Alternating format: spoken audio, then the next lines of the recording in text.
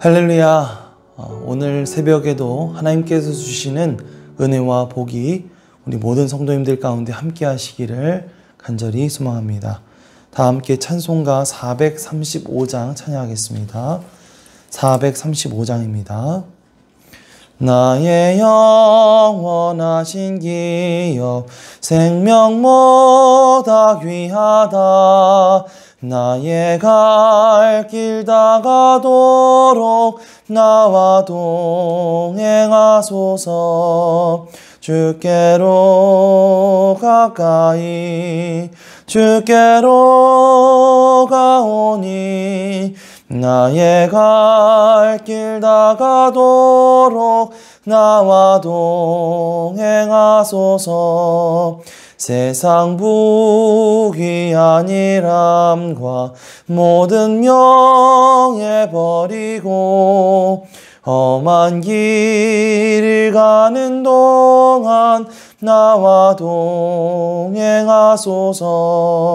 주께로 가까이 주께로 가오니 나의 갈 길 다가도록 나와 동행하소서. 어두운 골짝 지나가며 험한 바다 건너서 전국문에 이르도록 나와 동행하소서. 주께로 가까이 주께로 가오니 나의 갈 길 다가도록 나와 동행하소서. 아멘. 다 함께 기도하시겠습니다.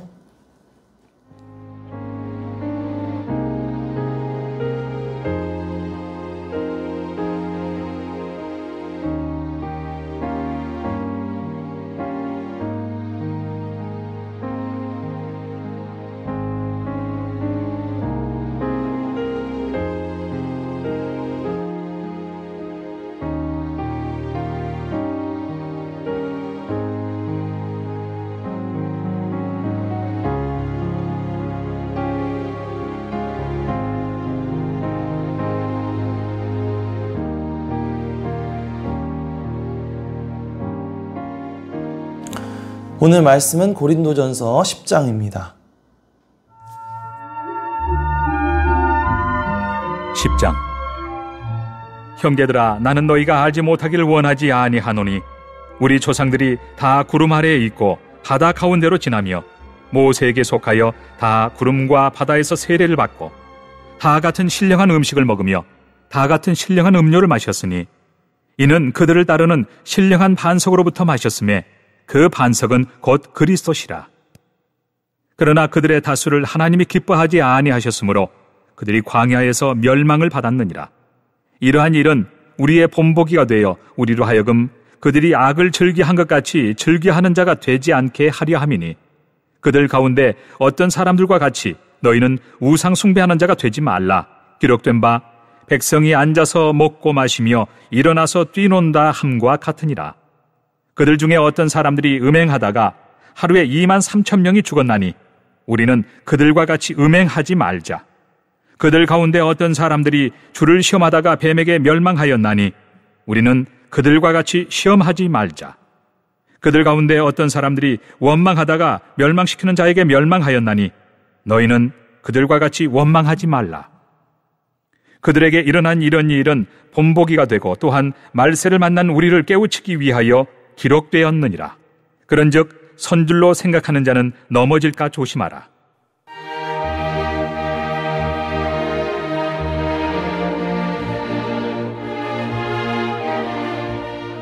사람이 감당할 시험 밖에는 너희가 당한 것이 없나니 오직 하나님은 미쁘사 너희가 감당하지 못할 시험 당함을 허락하지 아니하시고 시험 당할 즈음에 또한 피할 길을 내사 너희로 능히 감당하게 하시느니라. 그런즉 내 사랑하는 자들아, 우상 숭배하는 일을 피하라. 나는 지혜 있는 자들에게 말함과 같이 하노니 너희는 내가 이르는 말을 스스로 판단하라. 우리가 축복하는 바 축복의 잔은 그리스도의 피에 참여함이 아니며 우리가 떼는 떡은 그리스도의 몸에 참여함이 아니냐. 떡이 하나요 많은 우리가 한 몸이니 이는 우리가 다 한 떡에 참여함이라. 육신을 따라 난 이스라엘을 보라. 제물을 먹는 자들이 제단에 참여하는 자들이 아니냐. 그런즉 내가 무엇을 말하느냐. 우상의 제물은 무엇이며 우상은 무엇이냐. 무릇 이방인이 제사하는 것은 귀신에게 하는 것이요 하나님께 제사하는 것이 아니니 나는 너희가 귀신과 교제하는 자가 되기를 원하지 아니하노라. 너희가 주의 잔과 귀신의 잔을 겸하여 마시지 못하고 주의 식탁과 귀신의 식탁에 겸하여 참여하지 못하리라. 그러면 우리가 주를 노여워하시게 하겠느냐. 우리가 주보다 강한 자냐. 모든 것이 가하나 모든 것이 유익한 것은 아니요 모든 것이 가하나 모든 것이 덕을 세우는 것은 아니니 누구든지 자기의 유익을 구하지 말고 남의 유익을 구하라. 무릇 시장에서 파는 것은 양심을 위하여 묻지 말고 먹으라. 이는 땅과 거기 충만한 것이 주의 것임이라. 불신자 중 누가 너희를 청할 때 너희가 가고자 하거든 너희 앞에 차려놓은 것은 무엇이든지 양심을 위하여 묻지 말고 먹으라. 누가 너희에게 이것이 제물이라 말하거든 알게 한 자와 그 양심을 위하여 먹지 말라. 내가 말한 양심은 너희의 것이 아니요 남의 것이니 어찌하여 내 자유가 남의 양심으로 말미암아 판단을 받으리요. 만일 내가 감사함으로 참여하면 어찌하여 내가 감사하는 것에 대하여 비방을 받으리요. 그런즉 너희가 먹든지 마시든지 무엇을 하든지 다 하나님의 영광을 위하여 하라. 유대인에게나 헬라인에게나 하나님의 교회에나 거치는 자가 되지 말고 나와 같이 모든 일에 모든 사람을 기쁘게 하여 자신의 유익을 구하지 아니하고 많은 사람의 유익을 구하여 그들로 구원을 받게 하라.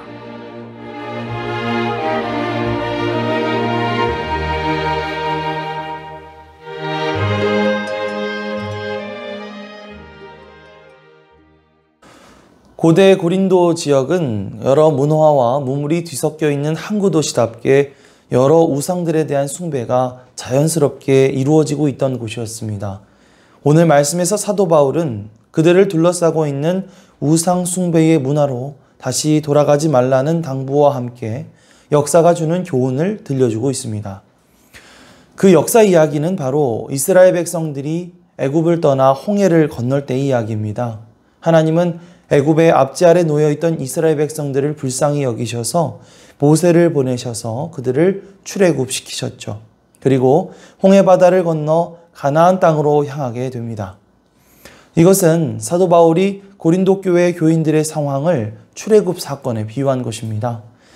이스라엘 백성들이 애굽에서 노예 생활을 했던 것처럼 고린도 교회 교인들도 우상을 숭배하며 죄의 노예로서 생활하고 있었죠. 그런데 하나님께서 이스라엘 백성들의 출애굽시키신 것과 같이 이 고린도 교회 교인들을 죄의 속박으로부터 구원해 내셨습니다. 2절 말씀을 보시면 사도 바울은 이스라엘 백성들과 모세와 함께 홍해를 건넌 일에 대해서 구름과 바다에서 세례를 받았다. 이렇게 표현을 하고 있는데요. 이것은 고린도 교회 교인들도 죄로부터 벗어나 구원을 얻게 된 상징으로 세례를 받은 것을 비유하기 위한 그런 표현이라고 할 수가 있겠습니다. 출애굽한 이스라엘 백성들은 광야에 머무는 동안 신령한 음식인 만나를 먹었고 또 바위에서 솟아난 샘물을 마셨습니다. 이것을 통해서 이스라엘 백성들은 하나님의 능력과 임재를 경험했겠죠. 마찬가지로 사도 바울은 고린도 교회 교인들도 신령한 음식과 음료를 먹었다고 설명하면서 그 음료는 그들을 따르는 신령한 반석으로부터 나온 것이고 그 반석은 곧 그리스도시라라고 말합니다. 다시 말하면 그들은 예수 그리스도의 신령한 살과 피, 즉 성찬에 참여한 사람들이라는 것이죠. 그러나 바울은 곧바로 하나님이 이스라엘 백성들을 기뻐하지 않으셨다는 사실을 상기시켜 줍니다. 그들은 하나님의 인도하심으로 노예 생활로부터 자유를 얻게 되었고 또 하나님의 임재와 능력을 경험하게 되었음에도 불구하고 광야에서 멸망을 당할 수밖에 없게 되었습니다. 갈렙과 여호수아를 제외하고는 출애굽한 세대가 모두 광야에서 살다가 거기에서 죽을 수밖에 없었던 그런 안타까운 일이 있었죠. 그래서 바울은 지금 이래저래 역사 속에 있는 이스라엘 백성들과 지금 비슷한 상황에 처해 있는 고린도 교회 교인들에게 이 일을 본보기로 삼고 주의해야 한다고 일러주고 있는 것입니다. 자, 그렇다면 고린도 교회 교인들이 주의해야 할 이스라엘 백성들이 광야에서 멸망당하게 된 이유는 과연 무엇일까요? 6절에서 7절 말씀입니다. 이러한 일은 우리의 본보기가 되어 우리로 하여금 그들이 악을 즐겨한 것 같이 즐겨하는 자가 되지 않게 하려 함이니 그들 가운데 어떤 사람들과 같이 너희는 우상 숭배하는 자가 되지 말라. 기록된 바 백성이 앉아서 먹고 마시며 일어나서 뛰논다 함과 같으니라. 이스라엘 백성들이 광야에서 다 멸망하게 된 것은 악을 즐기며 우상을 숭배했기 때문이었습니다. 이스라엘 백성들은 모세가 시내산에 올라간 틈을 타서 금송아지를 만들어서 숭배를 했고요. 또 가나안에 이르기까지 여러 나라들을 통과하는 동안 그 나라와 지역에 있는 우상들을 받아들여 숭배했습니다. 사실 그들이 탈출했던 애굽도 각종 우상이 만연한 곳이었죠. 주님은 그러한 우상 숭배의 문화 가운데서 이스라엘 백성들을 구출해 내셨지만 그들은 여전히 그 우상의 악한 풍습들을 버리지 못하고 갈망하고 있었던 것입니다. 고린도 교회 교인들도 마찬가지로 당시에 우상 숭배의 풍습이 만연한 그런 지역 가운데 살면서 이 우상 숭배의 문제로 인해서 힘겨워하고 있었습니다. 그들 가운데는 우상에게 바쳤던 재물을 먹고 다시 시험에 빠져 예전으로 돌아간 그런 사람들도 있었던 것입니다. 8절 말씀입니다. 그들 중에 어떤 사람들이 음행하다가 하루에 2만 3천 명이 죽었나니 우리는 그들과 같이 음행하지 말자. 자, 애굽에서 나왔던 그 이스라엘 백성들이 빠진 문제 중에 하나가 바로 이 성적인 타락, 음행의 문제였습니다. 민수기 25장 말씀을 보면요. 이스라엘 백성들이 시딤 지역에 머물 때에 모압 여인들이 그들의 우상을 섬기는 제사 의식에 이스라엘 남자들을 초대하고 또 거기에서 여러 가지 성적인 악행을 저지르게 되는데요. 하나님은 그것으로 인해서 진노하셔서 그들 가운데 전염병을 보내셔서 수많은 백성들이 죽게 되는 그런 이야기가 있습니다. 당시 고린도 교회에도 여러 가지 음행이나 간음 등 성적인 문제들이 제기되고 있었고요. 또 이것 때문에 교회 공동체 내에 깊은 갈등들이 있었습니다. 사도 바울은 이스라엘을 무너뜨린 이 음행으로 인해 교회가 몰락하게 될 수도 있음을 경고하면서 음행하지 말자고 권고하고 있죠. 9절에서 10절입니다. 그들 가운데 어떤 사람들이 주를 시험하다가 뱀에게 멸망하였나니 우리는 그들과 같이 시험하지 말자. 그들 가운데 어떤 사람들이 원망하다가 멸망시키는 자에게 멸망하였나니 너희는 그들과 같이 원망하지 말라. 또 이스라엘 백성들은 하나님께 불평하고 그분을 원망했습니다.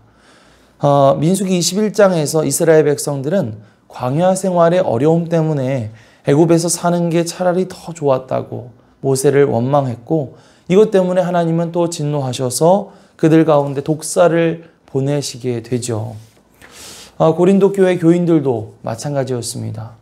교인들이 교회에 일어난 일들을 가지고 여러 가지 불평과 원망을 쏟아 놓으면서 서로 세상 법정에 고소하면서 싸우고 다투었죠.